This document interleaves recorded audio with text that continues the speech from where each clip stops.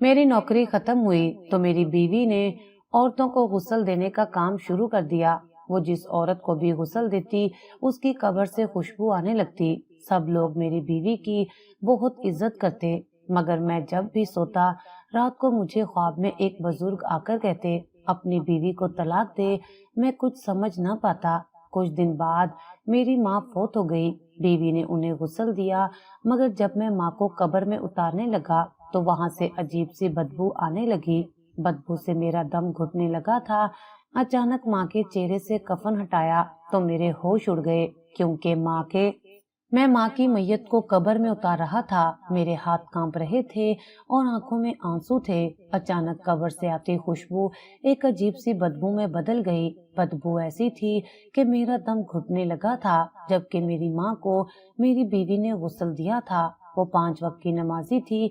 जिसको भी गुस्ल देती उसकी कब्र से खुशबू आने लगती थी। फिर माँ की कब्र से बदबू क्यों आ रही थी? इससे पहले कि लोग अजीब बातें करते, मैंने जल्दी से माँ को कब्र में लेटाकर मट्टी डालने लगा, मगर जल्दबाजी में माँ के चेहरे से कफन हटा तो उनके मुंह से निकलता काला धागा देखकर मेरी जान निकल गई। ये एक मोटा सा धागा था। मैंने जल्दी से बाहर खींचा तो आधा धागा अंदर रह गया था। ये धागा किसने डाला होगा और क्यों डाला होगा? क्या ये कोई रस्म थी या फिर ये वही चीज है जिससे वो बुजुर्ग मेरे ख्वाब में आकर मुझे खबरदार कर रहे थे? मेरा दिमाग चकरा रहा था। मैंने मिट्टी डालना बंद कर दिया। आमिर, मेरे वालिद ने पूछा, ये क्या पागलपन है? अब्बू अम्मी की तदफीन अभी नहीं होगी, दिमाग खराब हो गया है तुम्हारा।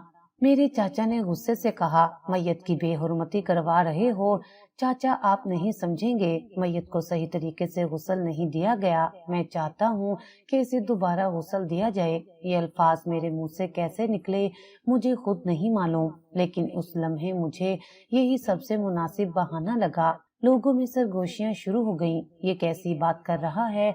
अलीना से बेहतर गुस्ल कौन दे सकता है? बेचारे का माँ के सदमे से दिमाग हिल गया है। मैंने किसी की ना सुनी। मैंने अपने बहनोई को इशारा किया और कांपती आवाज में कहा, फारूक भाई, आप अभी घर जाएं। सुमेरा बाजी और छोटी को लेकर यहाँ आए फौरन। वो कुछ पूछना चाहता था, लेकिन मेरी हालत देखकर चुपचाप चला गया। मैंने कब्रिस्तान के मौलवी साहब से दरखास्त की कि वो मुझे मैयत रखने के लिए बगल वाला छोटा कमरा इस्तेमाल करने दें। मेरे शदीद इसरार और बिगड़ती हालत को देखकर वो मान गए। हमने अम्मी की मैयत को दोबारा कब्र से निकाला और उस कमरे में ले गए। मेरे इस फैसले पर मेरे वालिद और चाचा मुझसे सख्त नाराज थे, लेकिन मेरी आंखों में मौजूद वहशत ने उन्हें मजीद कुछ कहने से रोक दिया था। थोड़ी देर में मेरी दोनों बहनें बुरके में लिपटी रोती हुई कब्रिस्तान पहुंची। उनके चेहरे सवालिया निशान बने हुए थे। मैं उन्हें और अम्मी की मैयत को कमरे में ले गया और अंदर से कुंडी लगा दी। भाई, ये सब क्या है? आपने अम्मी की तदफीन क्यों रुकवाई? लोग क्या कहेंगे? सुमेरा बाजी ने रोते हुए कहा। मैंने कोई जवाब देने की बजाय लरसते हाथों से अम्मी के चेहरे से कफन हटाया। वो काला धागा अभी भी वही था। ये क्या है? छोटी बहन सादिया ने खौफजदा होकर पूछा। मैं यही जानना चाहता हूँ, मैंने कहा। जब मैंने उसे खींचने की कोशिश की तो ये बाहर नहीं आया। ऐसा लगा जैसे अंदर कुछ सिया हुआ है। सुमेरा बाजी ने हिम्मत की। वो हमेशा से हम सब में ज्यादा दिलेर थी। उसने धागे को गौर से देखा और फिर मेरी तरफ। उसकी आंखों में एक नाकाबिले बयान खौफ था। भाई, भाभी ने गुस्ल के वक्त किसी को अंदर आने नहीं दिया था। कफन हटाओ, मैंने खुश्क लहजे में हुक्म दिया। नहीं भाई, ये गुनाह है, सादिया ने कांपते हुए कहा। सबसे बड़ा गुनाह वो है जो हमारी माँ के साथ हो चुका है, सुमेरा ने गुस्से से कहा और आगे बढ़कर अम्मी के जिस्म से कफन हटाना शुरू कर दिया। मैंने और सादिया ने भी उसका साथ दिया। जैसे ही कफन पूरी तरह हटा, हम तीनों की चीखें एक साथ बुलंद हुईं। वो मंजर कयामत से कम नहीं था। हमारी माँ का सारा जिस्म गर्दन से लेकर पेट तक जगह जगह से बेदर्दी से सिया हुआ था।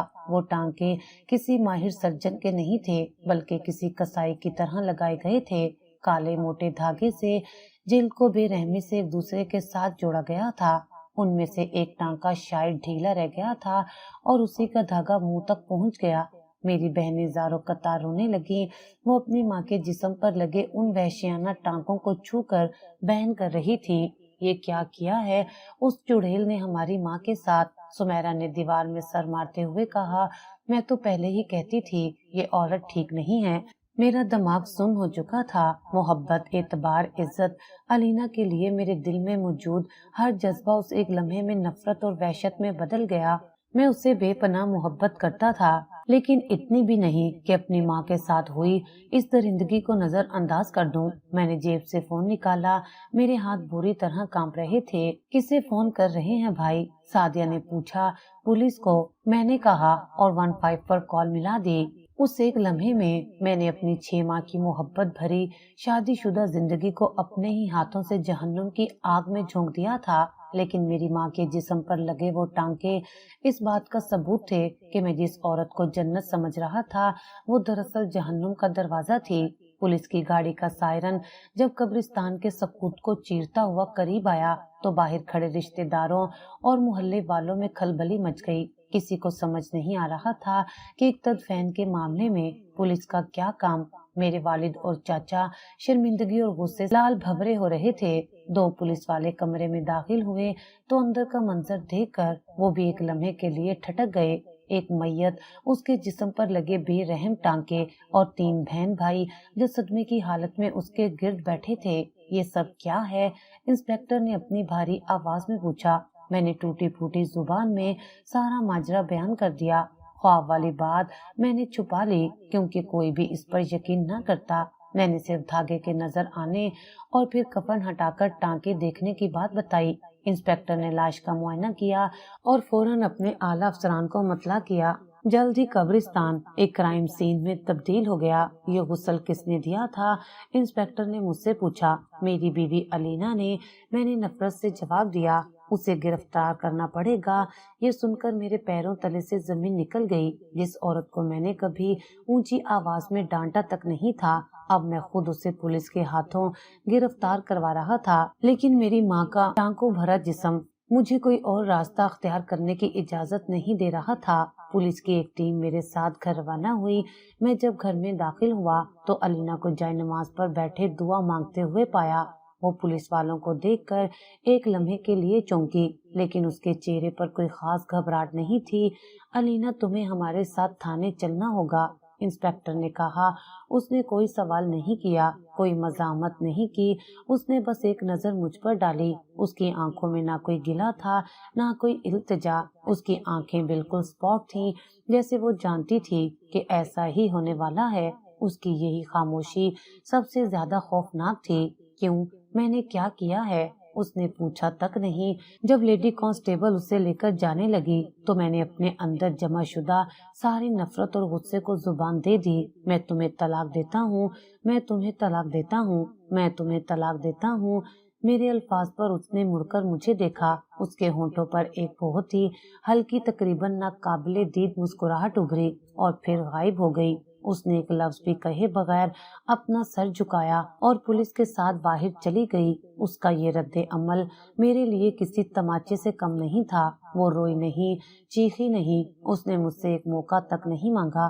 ایسا لگا جیسے اسے اس طلاق کی پہلے سے توقع تھی، یا شاید اسے اس کی پرواہ ہی نہیں تھی۔ تھانے میں ہم سب موجود تھے۔ میری ماں کی لاش کو پوسٹ مارٹم کے لیے ہسپتال بھجوا دیا گیا تھا۔ میرے والد اور رشتہ دار مجھ سے سخت خفا تھے کہ میں نے خاندان کی عزت بیچ چوراہے پر نیلام کر دی، لیکن میری بہنیں میرے ساتھ تھیں۔ انسپیکٹر نے علینا سے تفتیش شروع کی۔ وہ دوسرے کمرے میں تھی، لیکن اس کی آواز ہم تک نہیں آ رہی تھی۔ تقریباً 1 گھنٹے بعد انسپیکٹر باہر آیا۔ اس کے چہرے پر الجھن اور غصے کے تاثرات تھے۔ وہ کچھ نہیں بتا رہی۔ اس نے کہا، بس ایک ہی بات کہتی ہے کہ جو کیا ٹھیک کیا۔ اس کا مطلب ہے کہ اس نے اعتراف کر لیا ہے؟ میں نے بے چینی سے پوچھا۔ ایک طرح سے ہاں، انسپیکٹر نے سر ہلایا۔ وہ جرم سے انکار نہیں کر رہی، لیکن وجہ بھی نہیں بتا رہی۔ اس کا رویہ بہت عجیب ہے۔ ایسا لگتا ہے جیسے اسے کسی بات کا کوئی خوف ہی نہیں ہے۔ اس رات ہم گھر لوٹے تو ایسے لگا جیسے وہ ہمارا گھر نہیں، کوئی ویران حویلی ہے۔ جس عورت کی موجودگی سے یہ گھر جنت لگتا تھا، آج اس کی یاد بھی جہنم کی آگ کی طرح دہکا رہی تھی۔ مجھے وہ بزرگ بار بار یاد آ رہے تھے۔ ان کی بات سچ ثابت ہوئی تھی۔ میں علینا کے کمرے میں گیا۔ हर चीज अपनी जगह पर सलीके से रखी थी। उसकी किताबें, उसके कपड़े, उसकी जायनमाज, हर चीज से नेकी और पारसाई की खुशबू आती थी। मुझे खुद पर गुस्सा आ रहा था कि मैंने 6 माह तक एक ऐसी नागिन को अपनी आस्तीन में पाला और मुझे खबर तक ना हुई। अचानक मेरी नजर बेड के नीचे रखे उसके ट्रंक पर पड़ी। ये वो जहेज में लाई थी। मैंने कभी उसे खोलकर नहीं देखा था। मैंने उसे बाहर घसीटा। उस पर एक छोटा सा ताला लगा हुआ था। मैंने अलमारी से हथौड़ी निकाली और एक ही बार में ताला तोड़ दिया। ट्रंक का ढक्कन उठा तो अंदर कपड़े नहीं, वहशत का सामान था। सर्जरी के आलात, जाली शनाख्ती कार्ड और एक पुरानी सी डायरी। मेरा दिल किसी अनहोनी के खौफ से बैठ गया। मैंने कांपते हाथों से डायरी उठाई। उसका पहला सफा खोलते ही मेरे हलक में कांटे चुभने लगे। सफे पर जली हरूफ में लिखा था, मुर्दों का हिसाब। उसके नीचे तारीखों के साथ औरतों के नामों की एक फहरिस्त थी। पहला नाम तकरीबन 1 साल पुराना था और आखिरी नाम मेरी माँ का था। हर नाम के आगे शहर का नाम लिखा था और उसके आखिर में एक मुख्तसर सा नोट दर्ज था, सामान वसूल पाया। मेरा खून रगों में खुश्क हो गया। ये क्या था? कैसा सामान? और ये बाकी औरतें कौन थीं? क्या लीना ने उन सबके साथ भी? मैं आगे सोचने की हिम्मत नहीं कर पा रहा था। मेरी माँ इस फहरिस्त में आखिरी शिकार थी। ये कोई एक कातिल या एक बेहुरमती का वाकया नहीं था। ये एक तसलसल था, एक मुनज़्ज़म सिलसिला जो न जाने कब से चल रहा था। मेरा जहन गद्दारी और फरेब के इस एहसास से फटने लगा। वो औरत जिसे मैं फरिश्ता समझता था, वो दरअसल मौत की सौदागर थी। उसकी रातों की इबादतें, उसकी खिदमत गुजारी, उसकी हर नेकी एक भयानक ड्रामा थी जिसका मकसद सिर्फ शिकार को फांसना था। मैंने फौरन डायरी और बाकी सामान एक थैले में डाला। मुझे ये सबूत फौरन इंस्पेक्टर अजमत को दिखाने थे। ये मामला मेरी जात से निकलकर अब न जाने कितनी मासूम जानों का हिसाब बन चुका था। मैंने गाड़ी की चाबी उठाई और जैसे ही घर के मरकजी दरवाजे की तरफ बढ़ा, बाहर गली में किसी चीज के गिरने की आवाज आई। मैंने फौरन लाइट बंद की और खिड़की के पर्दे से झांका। गली में नीम अंधेरा था, लेकिन मुझे एक साया हमारे घर की दीवार के साथ हरकत करता हुआ नजर आया। वो कोई आम राहगीर नहीं था। उसकी चाल में एक अजीब सी फुर्ती और एहतियात थी। मेरा दिल धक से रह गया। क्या वो लोग जानते हैं कि ये डायरी मेरे पास है? क्या वो उसे वापस लेने आए हैं? मैंने दरवाजा खोलने का इरादा तर्क कर दिया और पिछले दरवाजे से निकलने का सोचा। थैला मेरी बगल में दबा हुआ था। मैं दबे पांव किचन की तरफ बढ़ा। किचन का दरवाजा पिछली गली में खुलता था, जो निस्बतन ज्यादा तारीक और सुनसान थी। मैंने आहिस्ता से कुंडी खोली। दरवाजे के खुलने की हल्की सी चिरचिराहट इस खामोशी में किसी धमाके की तरह लगी। मैंने बाहर कदम रखा ही था कि सामने खड़े शख्स को देखकर मेरी सांस रुक गई। वो लंबा, तड़ंगा और मुकम्मल तौर पर सियाह लिबास में मलबूस था। उसका चेहरा भी कपड़े से ढका हुआ था। उसकी आंखें अंधेरे में चमक रही थीं। इससे पहले कि मैं चीखता या भागता, उसने जेब से एक चाकू निकाला जो रात की रोशनी में चमका। वो चीज हमें दे दो, आमिर मियाँ। उसकी आवाज घुटी घुटी और सर्द थी। खामखा अपनी जान से हाथ धो बैठोगे? उसे मेरा नाम मालूम था। उसे मालूम था कि डायरी मेरे पास है। ये अलीना के लोग थे। मेरे पास सोचने का वक्त नहीं था। मैंने पूरी कुव्वत से थैला उसके मुंह पर दे मारा और मुखालिफ सिमत में भाग खड़ा हुआ। वो एक लम्हे के लिए लड़खड़ाया। मैं जानता था कि मैं उसका मुकाबला नहीं कर सकता। भागना ही वाहिद रास्ता था।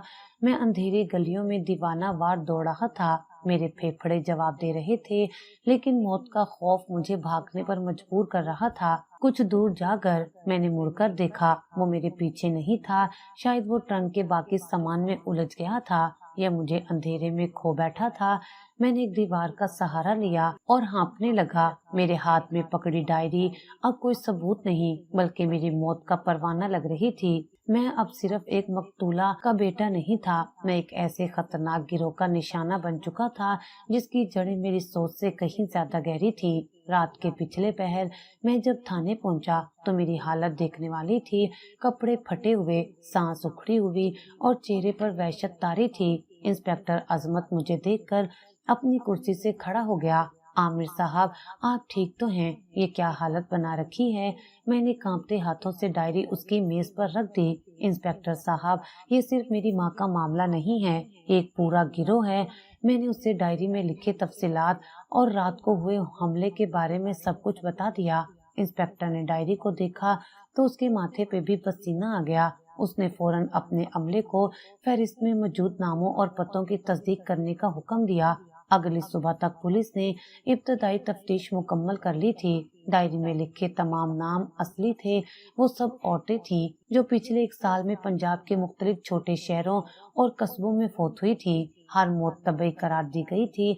हर मामले में एक चीज मुश्तरका थी, एक निहायत नेक और पारसा औरत ने आखिरी वक्त में आकर मैयत को गुस्ल देने की जिम्मेदारी संभाली थी और कुछ दिन बाद खामोशी से उस इलाके से गायब हो गई थी। हर जगह उसका हुलिया और किरदार वही था जो अलीना का था, लेकिन नाम मुख्तलिफ थे। ये तो एक मुनज़्ज़िम नेटवर्क है। इंस्पेक्टर अजमत ने सर पकड़ लिया। ये औरतें करती क्या थीं इन लाशों के साथ और इनका मकसद क्या था? उसी दौरान मेरी माँ की इब्तदाई पोस्टमार्टम रिपोर्ट आ गई। रिपोर्ट ने मामले को मजीद उलझा दिया। मौत की वजह दिल का दौरा ही थी, लेकिन डॉक्टर ने लिखा था कि मौत के बाद जिस्म के साथ बड़े पैमाने पर सर्जरी की गई है। अंदरूनी अज़ा में गैर मामूली रद्दोबदल और टिश्यूज की गैर मौजूदगी पाई गई है, जिसकी नौयत फौरी तौर पर समझ से बालातर है। ये रिपोर्ट किसी नतीजे पर पहुंचने की बजाय मजीद सवालात खड़े कर रही थी। टिश्यूज की गैर मौजूदगी, इसका क्या मतलब था?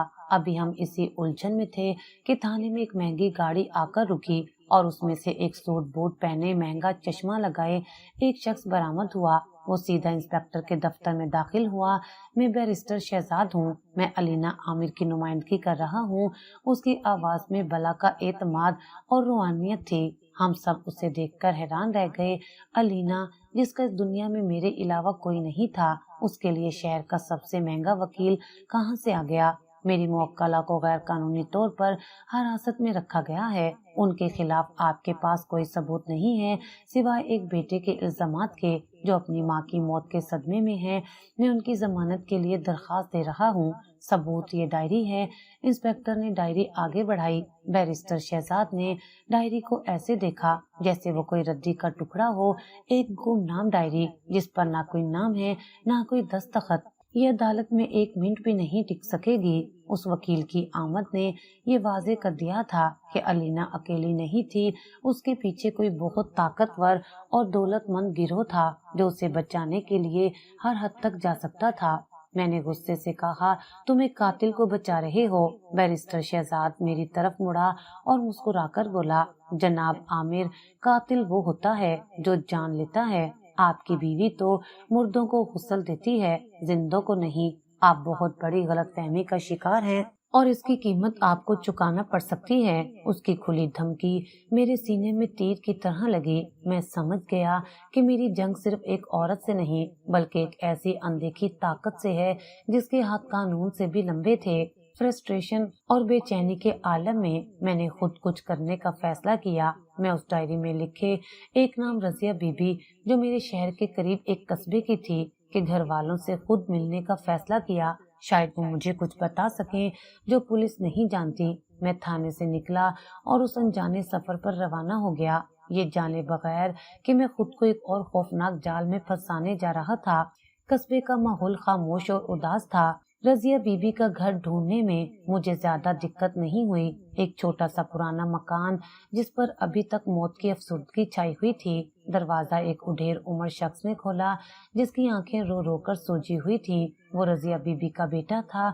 मेरा तारुफ करवाने और अपनी माँ के साथ पेश आए वाक़ये का जिक्र करने पर वो पहले तो मुझ पर शक करने लगा, लेकिन जब मैंने डायरी में उसकी माँ का नाम दिखाया और सामान वसूल पाया की तहरीर पढ़ाई तो उसका रंग फक हो गया। एक औरत आई थी, उसने लरजती आवाज में बताया, बिल्कुल वैसा ही हुलिया जैसा आप बता रहे हैं। खुद को बेसहारा और मुसाफिर कहती थी। मेरी माँ ने उसे तरस खाकर घर में पनाह दी। वो इतनी खिदमत करती थी कि हम सब उसके दीवाने हो गए थे। जब माँ का इंतकाल हुआ तो उसी ने सब कुछ संभाला, हमें तो जैसे कुछ करने ही नहीं दिया। उसने भी अकेले ही गुस्ल दिया था। कहती थी कि पर्दे का मामला है।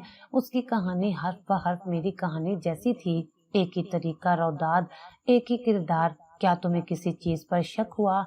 उसने एक लम्हा सोचा और फिर जो बताया उसने मेरे पैरों तले से जमीन खींच ली। शक तो नहीं हुआ, लेकिन एक बात अजीब थी। तदफैन के 2 दिन बाद जब हम कब्र पर फातिया पढ़ने गए तो कब्र की मिट्टी एक तरफ से थोड़ी धसी हुई थी और एक जगह पर ताजा खुदाई के निशान थे। हमने सोचा शायद कोई जानवर होगा, इसलिए मिट्टी बराबर कर दी। मेरा दिमाग सुन्न हो गया। क्या ये लोग तदफैन के बाद भी लाशों को नहीं बख्शते? क्या वो कब्रों को खोदकर? मैं आगे सोचना भी नहीं चाहता था। उस गिरोह की वहशत मेरी हर सोच से बालातर थी। मैं उस खानदान से ताज़ियत करके वापस अपनी गाड़ी की तरफ बढ़ा तो मुझे एहसास हुआ कि गली के कोने पर खड़ी एक काली गाड़ी में बैठा शख्स मुसलसल मुझे घूर रहा है। जैसे ही मैंने गाड़ी स्टार्ट की, वो गाड़ी भी मेरे पीछे लग गई। मेरा शक यकीन में बदल गया। ये वही लोग थे, वो मेरा पीछा कर रहे थे। मैंने गाड़ी की रफ्तार बढ़ा दी, वो भी तेज हो गए। कस्बे की तंग गलियों से निकलकर हम हाईवे पर आ गए। अब ये एक बाकायदा ताक़ुब था। वो मेरी गाड़ी को सड़क से उतारने की कोशिश कर रहे थे। मैंने गाड़ी को दीवाना वार भगाया। एक खतरनाक मोड़ पर मैंने अचानक गाड़ी एक कच्चे रास्ते पर उतार दी और धूल के बादल में गायब हो गया।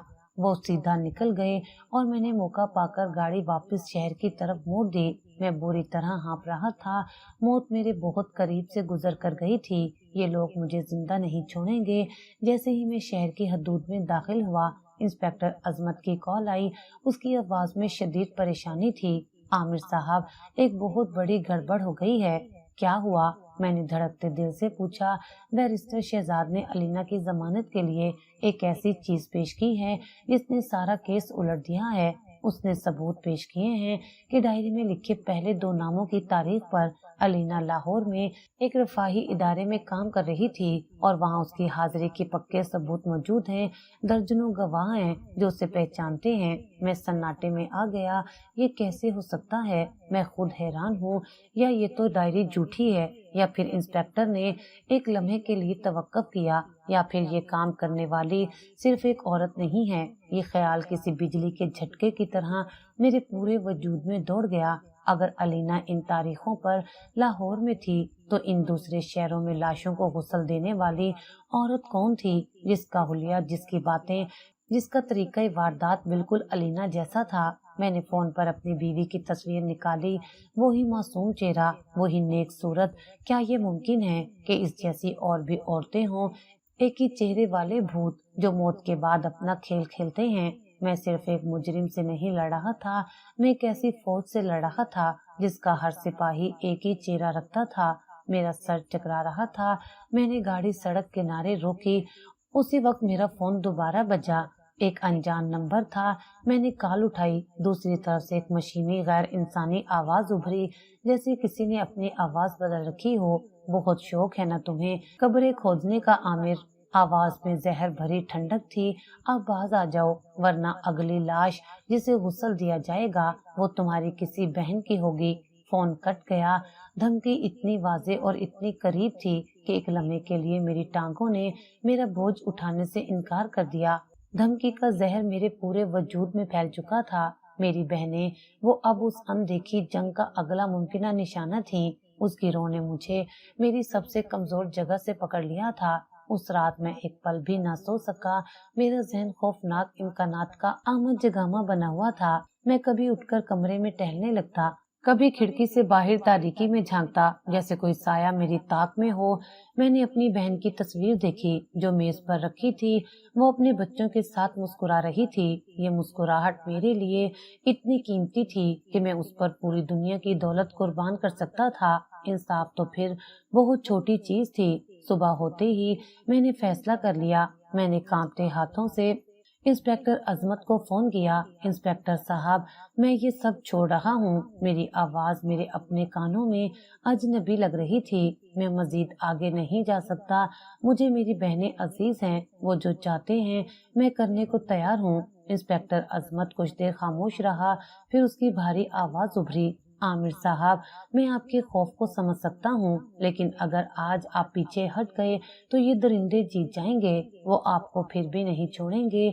गवाह को कोई जिंदा नहीं छोड़ता। آپ کی جنگ اب صرف آپ کی نہیں ہم سب کی ہے. میں آپ سے وعدہ کرتا ہوں میں آپ کی بہنوں پر آنچ بھی نہیں آنے دوں گا. ان کی حفاظت اب میری ذاتی ذمہ داری ہے. اس کے الفاظ میں ایک ایسی طاقت اور یقین تھا کہ میرے اندر ٹوٹی ہوئی ہمت پھر سے جڑنے لگی. میں خاموش ہو گیا لیکن میرا دل ابھی بھی مطمئن نہیں تھا. دوسری طرف انسپکٹر عظمت خود بھی شدید دباؤ میں تھا. کیس ایک بند گلی میں داخل ہو چکا تھا. الینا خاموش تھی اور اس کے پیچھے موجود طاقتور وکیل قانون کی ہر کمزوری سے فائدہ اٹھا رہا تھا. اس رات وہ دیر تک اپنے دفتر میں بیٹھا کیس کی فائل پڑھتا رہا. اس کی نظر بار بار پوسٹ مارٹم کی رپورٹ پر جا کر ٹھہر جاتی. اندرونی ٹیشوز کی غیر موجودگی یہ فکرہ اسے بے چین کر رہا تھا. یہ کوئی عام ڈاکٹر کی زبان نہیں تھی. اس میں کچھ چھپایا جا رہا تھا یا لکھنے والا خود الجھن کا شکار تھا. اچانک اسے اپنے پرانے دوست ڈاکٹر ریاض کا خیال آیا جو لاہور میں مقیم ملک کے سب سے بڑے فورینزک پیتھولوجسٹ تھے. ڈاکٹر ریاض ایسے پیچیدہ کینسرز کو سلجھانے میں شہرت رکھتے تھے جنہیں باقی سب لا علاج سمجھ کر چھوڑ دیتے تھے. انسپکٹر نے فوراً فون اٹھایا.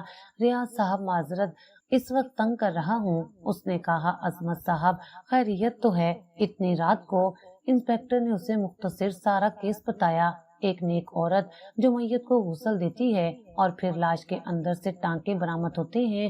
ڈاکٹر ریاض کی دلچسپی بڑھ گئی. مجھے فوری طور پر اس لاش کی تصاویر اور پوسٹ مارٹم کی رپورٹ بھیجو. ہر زاویے سے لی گئی تصویر خاص طور پر ان ٹانکوں کی. اگلے دن تک تمام مواد ڈاکٹر ریاض تک پہنچ چکا تھا. ہم سب بے چینی سے اس کے جواب کا انتظار کر رہے تھے. 2 دن گزر گئے اور پھر ایک رات جب میں انسپکٹر کے دفتر میں ہی بیٹھا تھا اس کا فون بجا. دوسری طرف ڈاکٹر ریاض تھے. عظمت تم نے یہ کیا بھیجا ہے مجھے؟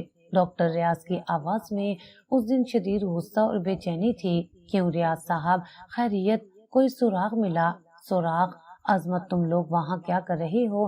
یہ کوئی کالا جادو کوئی توہم پرستی یا بے حرمتی کا کیس نہیں ہے. یہ صاف صاف انتہائی بے رحمی کی گئی ہے. پوسٹ مارٹم آرگنز ہارویسٹنگ ہے. یہ انسانی اعضاء کی چوری ہے. کمرے میں جیسے ایک دھماکہ ہوا. میرے کانوں میں سائیں سائیں ہونے لگی. اعضاء کی چوری کیا مطلب؟ آپ کیا کہہ رہے ہیں؟ انسپکٹر نے بے یقینی سے پوچھا. میں جو کہہ رہا ہوں اسے دھیان سے سنو. ڈاکٹر ریاض نے تفصیل بتانا شروع کی. یہ ٹانکے بالکل اسی جگہ پر ہیں جہاں انسانی گردے ہوتے ہیں. تمہاری رپورٹ کہتی ہے ٹیشوز کی غیر موجودگی. ارے بھائی وہ ٹیشوز نہیں پورا کا پورا گردہ غائب ہے. شاید دونوں ہی گردے نکال لیے گئے ہیں. وہ واحد عضو ہیں جنہیں موت کے کچھ گھنٹوں تک بھی کامیابی سے نکالا جا سکتا ہے. یہ کام کسی ماہر سرجن کا نہیں لیکن کرنے والے کو انسانی اٹامی کا پورا علم ہے. یہ کسی کسائی کا کام ہے لیکن ایک پڑھے لکھے کسائی کا. ایک بین الاقوامی گروہ ہے جو موت کے فوراً بعد لاشوں سے گردے نکال کر بلیک مارکیٹنگ میں لاکھوں ڈالرز میں بیچتا ہے.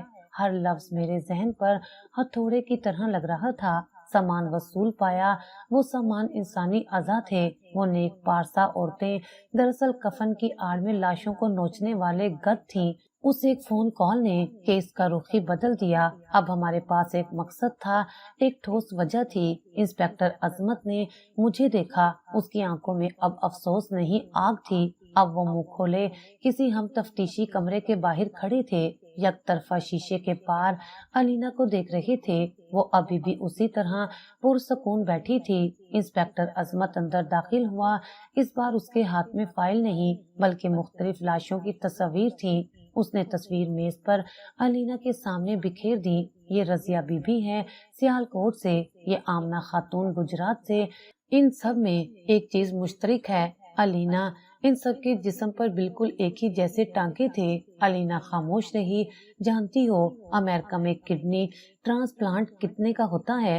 $2 لاکھ. تمہارا سامان بہت قیمتی ہے الینا. الینا نے پہلی بار چونک کر انسپکٹر کی آنکھوں میں دیکھا. اسے اندازہ ہو گیا تھا کہ اس کا راز اب راز نہیں رہا. انسپکٹر نے آخری وار کیا. ہمیں سب معلوم ہو گیا ہے. तुम गुस्ल नहीं देती थी, तुम लाशों का सौदा करती थी।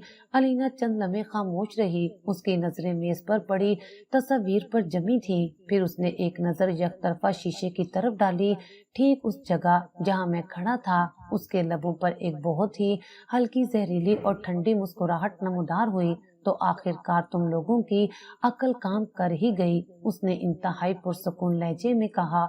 हाँ, मैं यही करती हूँ।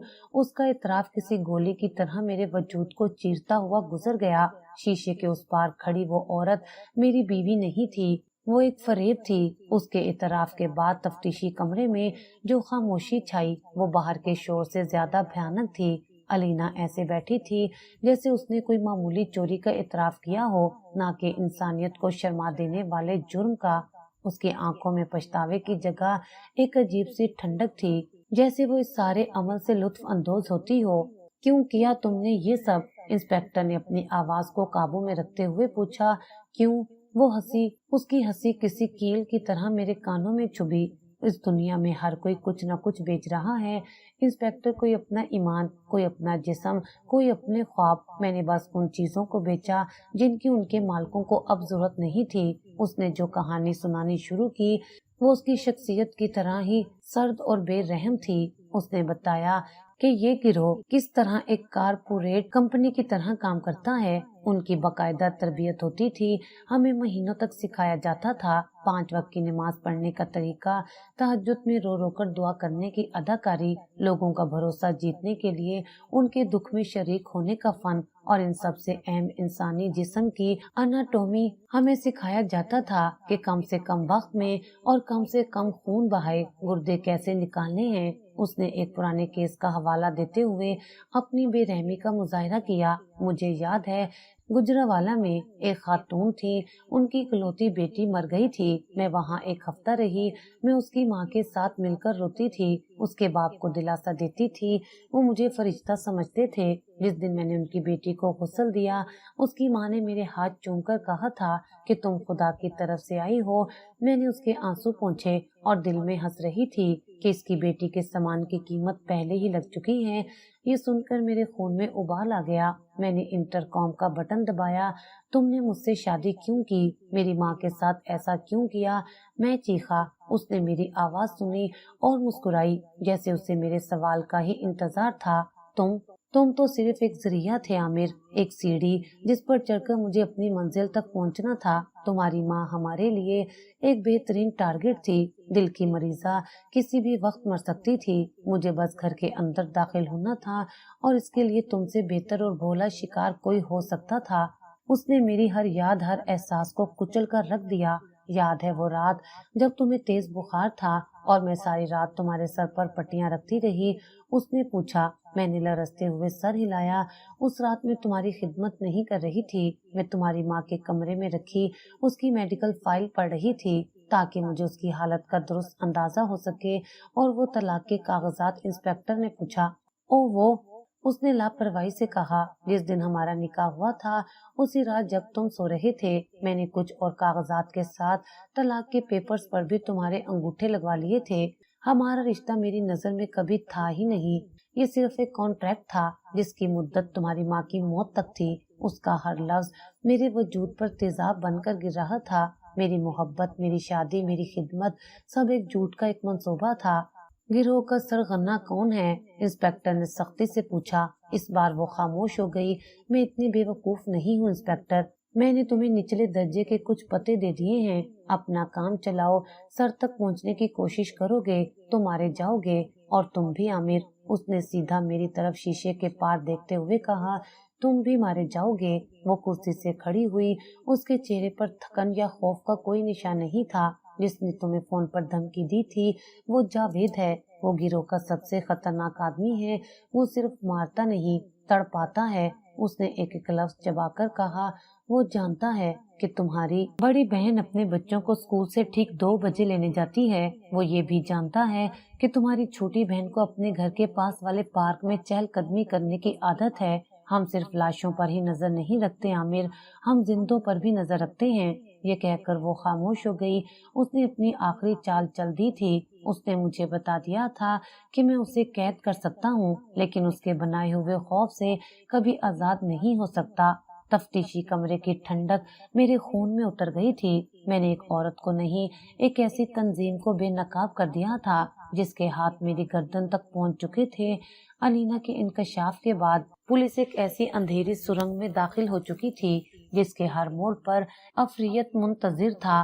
क्रैकडाउन शुरू तो हो गया, लेकिन इस गिरोह की जड़ें एक कैंसर की तरह पूरे निजाम में फैल चुकी थी। अस्पतालों, एम्बुलेंसेज सर्विसेज और यहाँ तक कि कुछ निचले दर्जे के सरकारी एहलकारों तक उनके राब्ते थे। हर गिरफ्तारी एक नई साजिश का दरवाजा खोलती थी, लेकिन मेरे लिए सबसे बड़ा खतरा जावेद साया की शक्ल में आजाद घूम रहा था। मेरी बहनों के घरों पर पुलिस का पहरा था, मगर ये तहफ्फुज़ एक शीशे की दीवार की तरह था जिसके दूसरी तरफ एक खूंखार दरिंदा मौका का मुंतजिर था।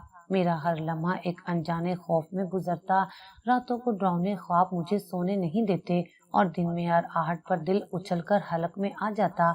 एक शाम मेरी बड़ी बहन सुमेरा अपने बच्चों को स्कूल से लेकर घर वापस आ रही थी। उसके साथ सादा कपड़ों में मलबूस पुलिस एहलकार भी था। जैसे ही उसने गाड़ी पोर्च में रोकी और बच्चे बाहर निकले, गली के कोने से एक तेज रफ्तार मोटरसाइकिल नमूदार हुई जिस पर दो लोग सवार थे। मोटरसाइकिल सीधी सुमेरा की तरफ आई और पीछे बैठे शख्स ने उसके गले से सोने की जंजीर चिपटने की कोशिश की। सुमेरा ने मजामत की तो उसने एक चाकू निकाल लिया। पुलिस एहलकार ने फौरन अपनी पिस्तौल निकाली और हवाई फायर किया, जिससे हमला आवर घबराकर भाग गए। ये कोई आम वारदात नहीं थी, ये एक पैगाम था, एक खुली धमकी। वो ये बता रहे थे कि पुलिस के होते हुए भी वो हमारे कितने करीब पहुंच सकते हैं। इस वाकये ने मुझे अंदर तक हिलाकर रख दिया था। मैं सीधा इंस्पेक्टर अजमत के पास पहुंच गया। इंस्पेक्टर साहब, ये खेल कब तक चलेगा? वो लोग मेरे खानदान को नुकसान पहुंचा देंगे। अलीना से पूछें, उससे बुलवाएं उस शख्स का नाम। मैंने मेज पर हाथ मारते हुए कहा। इंस्पेक्टर अजमत ने अलीना से तफ्तीश का एक नया ज्यादा सख्त दौर शुरू किया। उस पर नफ्सियाती दबाव डाला गया। उसे उसके मुस्तकबिल के बारे में बताया गया कि कैसे उसके साथी उसे बचाने नहीं आएंगे। आखिरकार कई दिनों की मजामत के बाद वो टूट गई। जावेद, उसे साया कहते हैं, अलीना ने थकी हुई आवाज में बताया। वो गिरोह का सफाई करने वाला है। सबूत मिटाना और रास्ते में आने वालों को हटाना उसका काम है। वो किसी भूत की तरह है, ना कोई ठिकाना, ना कोई शनाख्त। जावेद का नाम और उसका हुलिया पुलिस के लिए काफी नहीं था, लेकिन मैं हार मानने को तैयार नहीं था। मैंने उस रात को याद करने की कोशिश की जब उसने मुझ पर हमला किया था। उसकी आंखों में एक अजीब सी वहशत थी। और एक चीज, जब मैंने थैला उसके मुंह पर मारा था तो एक लम्हे के लिए उसके हाथ से चाकू छूट गया था और उसके हाथ की पुष्ट पर मैंने एक निशान देखा था, एक बिच्छू का टैटू। मैंने ये बात इंस्पेक्टर अजमत को बताई। ये एक छोटी सी कड़ी थी, लेकिन शायद सबसे अहम। इंस्पेक्टर ने फौरन शहर के तमाम थानों में मौजूद रिकॉर्ड्स और अपने मुजरिमों को उस हुलिये और टैटू वाले शख्स के बारे में मालूमात इकट्ठी करने का हुक्म दिया। कई दिन गुजर गए, पुलिस को कोई सुराग नहीं मिल रहा था। मैं मायूस हो रहा था, लेकिन फिर एक मुखबर ने इत्तला दी कि बिच्छू के टैटू वाले कई छोटे मोटे गुंडे शहर में मौजूद हैं, लेकिन एक शख्स है जिसका हुलिया जावेद से मिलता है और वो अक्सर लाहौर के खास इलाके में, जहां जानवरों की लड़ाई का जुआ होता है, पाया जाता है। ये खतरनाक मंसूबा था, लेकिन हमारे पास कोई और रास्ता नहीं था। इंस्पेक्टर अजमत ने एक टीम तैयार की। मैंने भी जिद करके साथ जाने का फैसला किया। मैं उस शख्स का चेहरा पहचान सकता था। हमने हुलिया बदला और उस खुफिया जुए के अड्डे पर पहुंच गए। वहां का माहौल इंतहाई घुटनज़दा और खौफनाक था। हर तरफ जराइम पेशा अफराद थे। काफी देर की तलाश के बाद आखिरकार मेरी नजर उस पर पड़ी। वो एक कोने में खड़ा सिगरेट पी रहा था और उसके हाथ की पुष्ट पर वही बिच्छू का टैटू था। मैंने इंस्पेक्टर को इशारा किया। पुलिस ने खामोशी से पूरे अड्डे को घेर लिया। जावेद को जैसे ही शक हुआ, उसने भागने की कोशिश की और फायरिंग शुरू कर दी। एक गोली मेरे कान के पास से सनसनाती हुई गुजरी, लेकिन वो ज्यादा देर छुप न सका। आखिरकार वो जख्मी हालत में पकड़ा गया। जावेद के पकड़े जाने के बाद उसने जो इंकशाफ किए, उसने पूरे मुल्क को हिलाकर रख दिया। गिरोह का सरगना कोई जराइम पेशा शख्स नहीं बल्कि लाहौर का एक मशहूर बिजनेसमैन और समाजी शख्सियत चौधरी हाशिम था, जो खिदमत खल्क फाउंडेशन नामी एक बड़ी फलाही तंजीम की आड़ में ये सारा खूनी खेल खेल रहा था। ये वही तंजीम थी जिसने अलीना को लाहौर में होने का अली भाई फरहम किया था। उसकी फाउंडेशन दरअसल इंसानी अज़ा की स्मगलिंग का बैनुल अक़वामी मरकज थी। आखिरी और सबसे बड़ा छापा चौधरी हाशिम की वसीओ अरीस कोठी पर मारा गया। कोठी क्या थी? एक महल था। जब पुलिस अंदर दाखिल हुई तो वो अपनी प्राइवेट थिएटर में बैठा फिल्म देख रहा था। उसे अपनी ताकत पर इतना घमंड था कि उसने गिरफ्तारी को एक मजाक समझा। तुम जानते हो मैं कौन हूँ? वो इंस्पेक्टर पर चीखा। एक फोन कॉल पर तुम्हारी नौकरी खत्म हो जाएगी। वो फोन कॉल अब तुम जेल से ही करना चौधरी। इंस्पेक्टर ने सुकून से जवाब दिया। जब पुलिस उसे हथकड़ी लगाकर ले जा रही थी तो उसकी नजर मुझ पर पड़ी। उसकी आंखों में शदीद नफरत थी। तुम एक मामूली कीड़े ने मेरी सल्तनत तबाह कर दी। तुम्हें इसकी कीमत चुकानी पड़ेगी। मैंने उसकी आंखों में आंखें डालकर कहा, तुमने सल्तनत नहीं कब्रिस्तान बनाया था और हर कब्रिस्तान का अंजाम वीरानी होता है। उसकी गिरफ्तारी के साथ ही कफन चोर गिरोह का खात्मा हो गया, लेकिन मेरे अंदर शुरू होने वाली जंग अभी बाकी थी। महीने सालों की तरह गुजरे। कफन चोर गिरोह का ट्रायल मुल्क की तारीख का सबसे बड़ा मुकदमा बन गया। हर रोज अखबारात और टीवी चैनल्स पर नई रूह फरसा तफसीलात सामने आती। लोगों को यकीन नहीं आता था कि नेकी और खिदमत के लबादे में ऐसी दरिंदगी भी छुपी हो सकती है। अदालत में मुतासरा खानदानों का हजूम होता, जिनमें से हर एक की कहानी मेरी कहानी जैसी थी। हम सब एक ही दर्द के साथी थे। मैं उस केस का मरकजी गवाह था। मुझे कई बार कटहरे में खड़ा होना पड़ा। चौधरी हाशिम के वकील बैरिस्टर शहजाद ने मुझ पर जिरा करते हुए मेरी जहनी हालत को निशाना बनाया। उसने ये साबित करने की कोशिश की कि मैं अपनी माँ की मौत के सदमे की वजह से झूठ बोल रहा हूँ और अलीना को फंसा रहा हूँ। आमिर साहब, क्या ये सच है कि आप अपनी बीवी से बेपनाह मोहब्बत करते थे?